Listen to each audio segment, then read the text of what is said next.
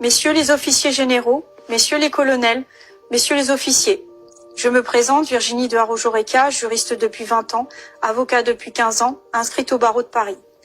J'interviens en tant que défenseur des droits de l'homme et des libertés fondamentales. En effet, en tant qu'auxiliaire de justice, je m'inquiète de la dégradation de notre état de droit. Les droits fondamentaux et libertés fondamentales sont mis à mal. D'après l'article 16 de la Déclaration des droits de l'homme et du citoyen de 1789, toute société dans laquelle la garantie des droits n'est pas assurée, ni la séparation des pouvoirs déterminée, n'a point de constitution. C'est pourquoi je m'adresse à vous, étant donné l'urgence de la situation. Le pouvoir exécutif, sa majorité présidentielle et les ordres et médias complices ont violé les droits du peuple.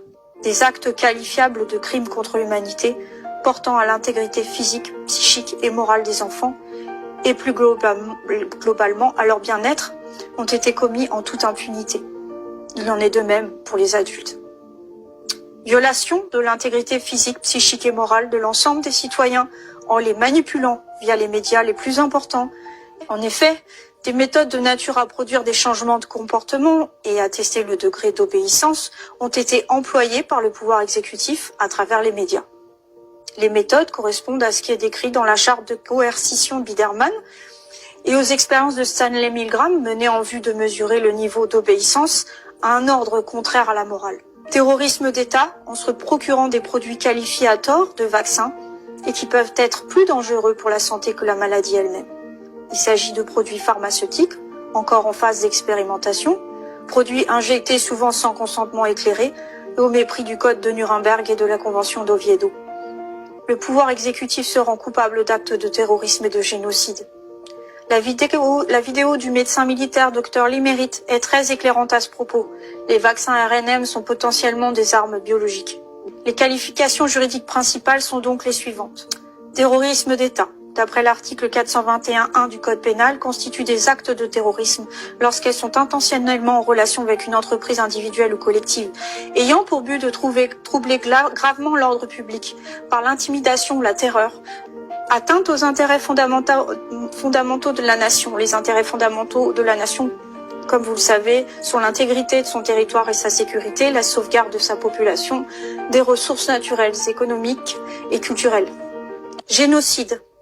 D'après l'article 211.1 du Code pénal, constitue un génocide le fait, en exécution d'un plan concerté tendant à la destruction totale ou partielle d'un groupe national, ethnique, racial ou religieux, ou d'un groupe déterminé, à partir de tout autre critère arbitraire, de commettre ou de faire commettre, à l'encontre de membres de ce groupe, l'un des actes suivants.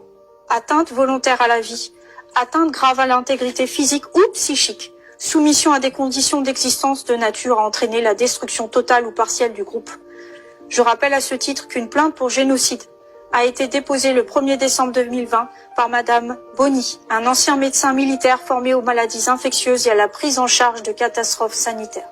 Je rappelle également à toutes fins utiles que d'après l'article 73 du Code de procédure pénale, dans les cas de crimes flagrants ou de délits flagrants punis d'une peine d'emprisonnement, toute personne à qualité pour en appréhender l'auteur et le conduire devant l'officier de police judiciaire le plus proche.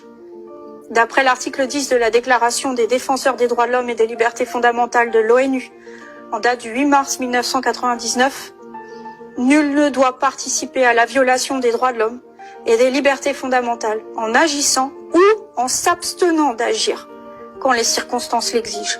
Et nul ne peut être châtié ou inquiété pour avoir refusé de porter atteinte à ses droits et libertés.